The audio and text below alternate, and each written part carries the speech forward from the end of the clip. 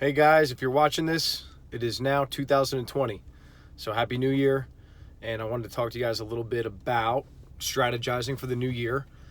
We talk with clients a lot all year long about having nutrition and training strategies that are sustainable over the long haul.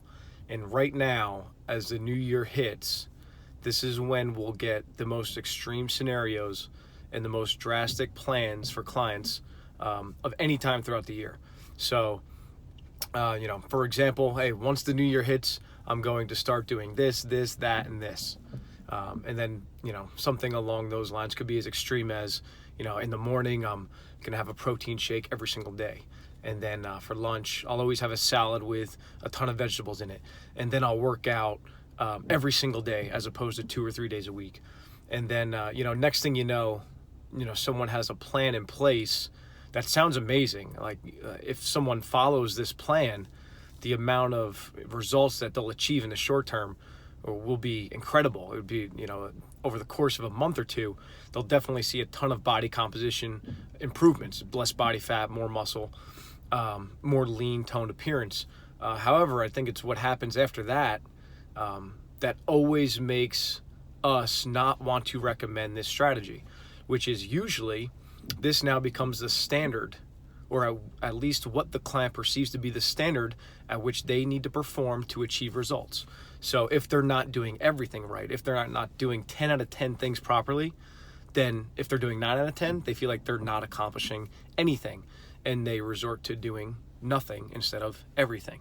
And then it seems to be this vicious cycle between doing everything properly for short durations and then doing everything wrong for short durations. And then that turns into doing everything right again for a short duration and then doing everything wrong for a longer duration. And then this vicious cycle back and forth usually leads ultimately to weight gain and fat gain. I think the message that we're trying to get across here is, the new year is coming and you should be excited about it. And hopefully you do have some goals of which you want to achieve. The goal should be for you to have a whole different or a change for next year.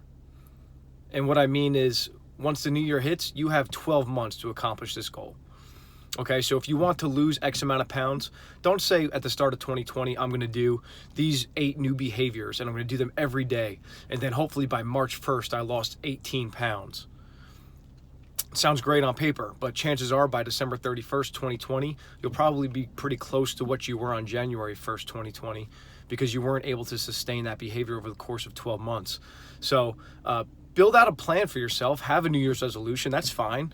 But just a couple of things. And if you don't see yourself, if you don't think that you'll be capable of doing these New Year's resolutions, of accomplishing them for 365 days in a row, then it's probably something that you shouldn't do.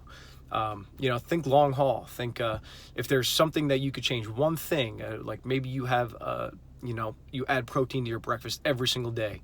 And that's the one thing that you plan on doing every day. Maybe it's not drinking, maybe it's drinking 1 glass of wine instead of 3, the 4 nights a week that you drink wine. Little things like that can go a long way over the course of a year. So, if you want some more feedback, feel free to reach out to me and just, give me some resolutions that you potentially have. A couple people have done that already, and I'd love to help you out and give you some more feedback on stuff along those lines. But again, in creating your own resolutions, try not to overhaul your current lifestyle. Chances are it's going to get too overwhelming, and you'll do really well in the short term and really bad in the long term.